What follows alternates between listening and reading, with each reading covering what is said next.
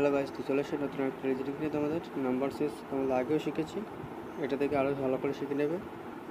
যারা পারবে না নতুন, তারা একদম নতুন, তারা শিখে নেবে ভালো করে দেখে। তো ভিডিওটি শুরু করার আগে বলছি, যারা ভিডিওটি দেখছে তারা অবশ্যই লাইক, শেয়ার এবং সাবস্ক্রাইব করে পাশে থাকো এবং আমাকে সাপোর্ট করো। তোমরা অবশ্যই শেয়ার করো এবং লাইক করো, তোমার বন্ধুদেরকে শেয়ার করো যাতে তারাও ভালো করে শিখতে পারে।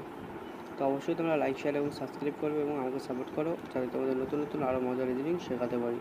তো চলো ভিডিওটি শুরু করা যাক, দেরি না করে।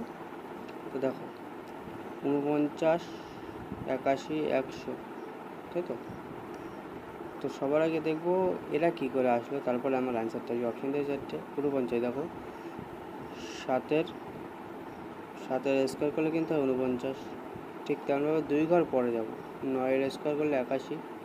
দেখো, এদের ডিফারেন্স কিন্তু 2, ঠিক আছে।